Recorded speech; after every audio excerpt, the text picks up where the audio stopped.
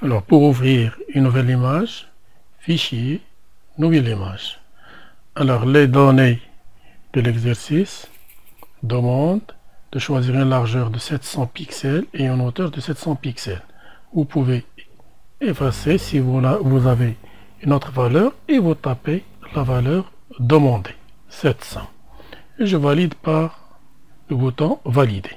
Maintenant, j'ai une image de 700 fois 700 pixels. Alors maintenant, on va ouvrir les images sur lesquelles on va travailler en tant que calque. Fichier, ouvrir en tant que calque. Je choisis la première image. Vous cherchez dans le dossier où vous avez les images. Alors je commence par l'image ballon. Ouvrir. Voilà le ballon. Alors je veux enlever le blanc sur le ballon pour garder seulement le ballon. Alors on va cacher l'arrière-plan pour voir le résultat de notre travail. Alors je clique droit sur la vignette ballon. Ajouter un canal alpha. Je prends l'outil de sélection contiguë. Je clique sur le blanc pour le sélectionner et je tape sur le clavier supprimer. Maintenant on a effacé. Le calque ballon est toujours actif. Je prends l'outil de mise à l'échelle et je réduis la taille du ballon. Voilà. Échelle. Maintenant j'ai réduit la taille du ballon. L'outil de déplacement, je le mets à côté. J'affiche l'arrière-plan. C'est bon. Alors maintenant, on va ouvrir la deuxième image. Fichier, ouvrir en tant que calque, peluche, ouvrir. Alors je réduis la taille de cette image pour qu'elle soit adaptée à l'image principale ou l'image arrière-plan. L'outil de mise à l'échelle, je réduis la taille du peluche. Voilà. C'est bon.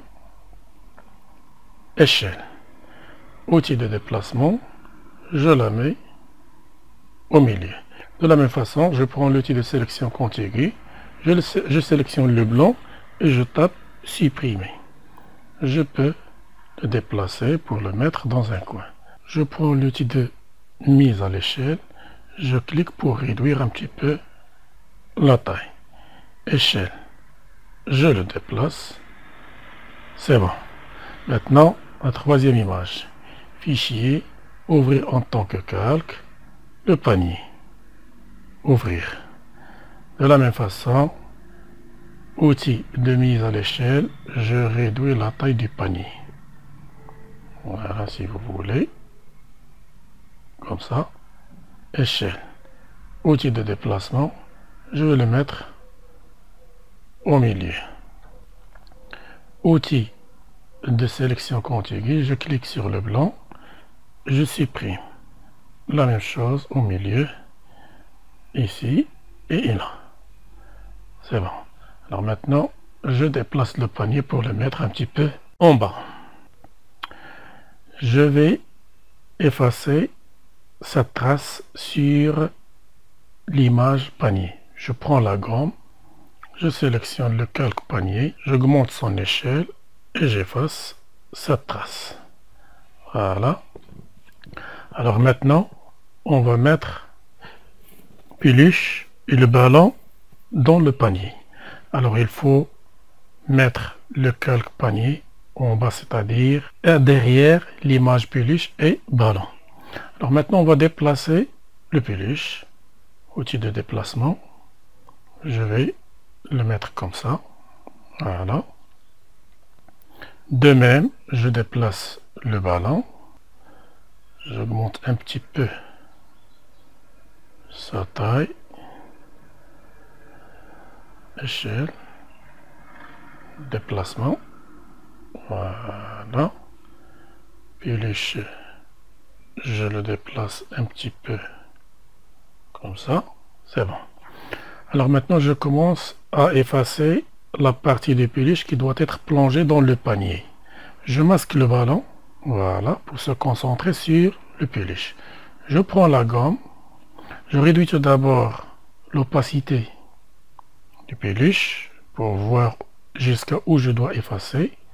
Et je commence à gommer les parties qui doivent être cachées. C'est bon. Alors maintenant, dans cette zone, il faut zoomer. Un zoom avant. Je clique. Voilà, pour rapprocher, pour voir jusqu'à où je dois effacer. Je reprends la gomme, je réduis l'échelle pour avoir un diamètre qui va avec la manche du panier. Voilà, comme ça. Et j'efface doucement pour ne pas dépasser les bords. C'est bon.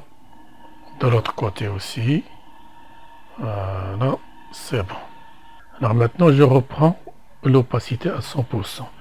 Je prends l'outil zoom, zoom arrière, pour faire reculer. Je clique au milieu. Voilà, le peluche est à l'intérieur du panier. Maintenant, j'affiche le ballon, je masque le peluche, je réduis l'opacité, je prends la gomme et de la même façon, j'augmente le diamètre de la gomme et j'efface.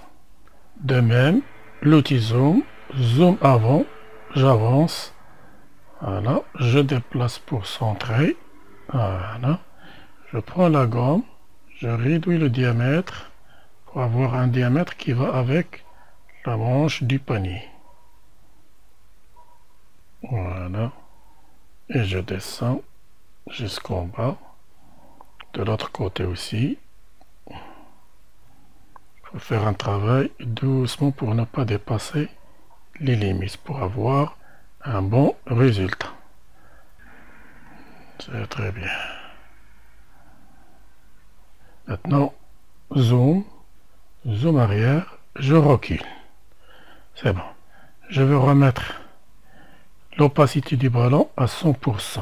Je vais afficher à nouveau le peluche. Je prends son calque, je remets l'opacité à 100%. Maintenant, ça marche. Je vais masquer le ballon, je vais masquer le peluche, je garde l'arrière-plan, pardon, je cache le peluche aussi. Donc j'ai masqué les trois images.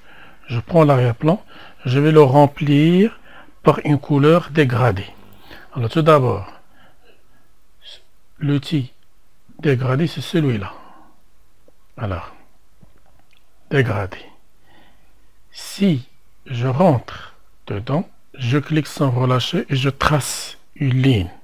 Ça veut dire je vais avoir un dégradé de gauche à droite du couleur qu'on a dans le premier et l'arrière-plan.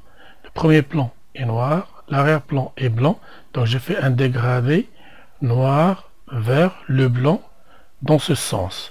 C'est-à-dire linéaire, elle est là, la forme elle est linéaire. On a d'autres formes. Il y a des formes coniques, carrées, radiales, bilinéaires, ça veut dire deux lignes, et ainsi de suite. Il y en a plusieurs formes, vous pouvez choisir n'importe lequel et faire des démonstrations. Alors je vais garder le linéaire.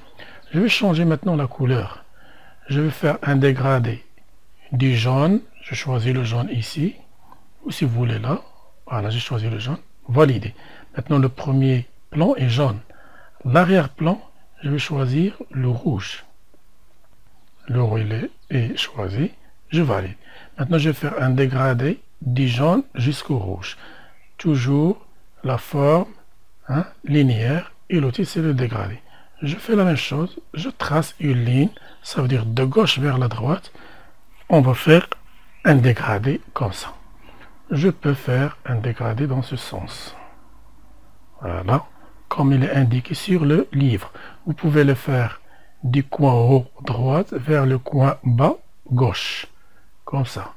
Donc, c'est comme ça vous pouvez faire un remplissage dégradé entre deux couleurs, du jaune vers le rouge. Je vais afficher à nouveau nos images. Voilà. Et voilà le travail demandé dans l'exercice. Dans l'exercice sur le livre, on a le ballon à droite, peluche à gauche. C'est la même chose, c'est pareil. C'est bon? Alors maintenant, il reste la dernière chose. On va enregistrer le travail de deux manières. Mais avant tout, on doit aplatir toutes ces images. Vous avez peluche, ballon, panier et l'arrière-plan. Ça veut dire 4 calques. Alors on va les fusionner toutes les 4 en un seul calque. Bouton droit, aplatir l'image. Ça veut dire qu'on a maintenant une seule image. Alors, on va l'enregistrer. Fichier, enregistrer sous. Je vais nommer ce calque TP4 par exemple. Je vais le mettre où? Dans le bureau. Dans le bureau. Je vais rien changer d'autre. C'est-à-dire, je vais enregistrer ce travail en tant que travail sur GIMP. Alors, enregistrer. Voilà. Voilà le nom que j'ai changé. TP4. Si vous arrivez à lire en haut à gauche. .xcf.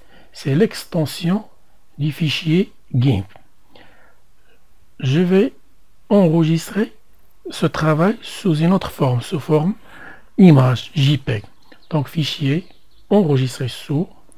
Je garde le nom TP4, mais dans le même dossier, mais je vais changer le type. Je vais choisir le type JPEG, image JPEG. Voilà, image JPEG. Enregistré. Je vais augmenter la qualité à 100%. Enregistrer. Maintenant, je ferme tout.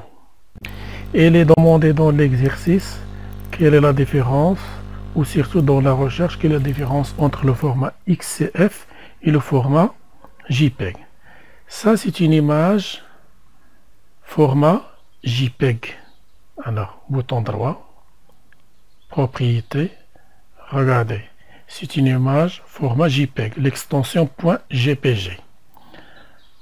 OK.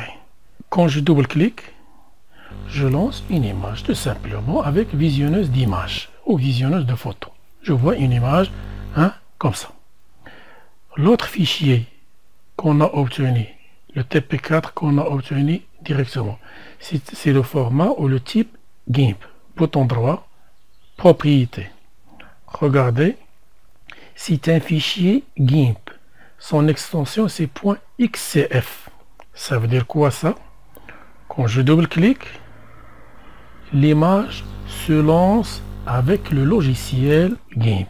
Ça veut dire que c'est comme un projet GIMP à compléter. Donc c'est ça la différence entre l'extension GIMP et l'extension JPEG. JPEG c'est une image, XCF c'est un fichier GIMP.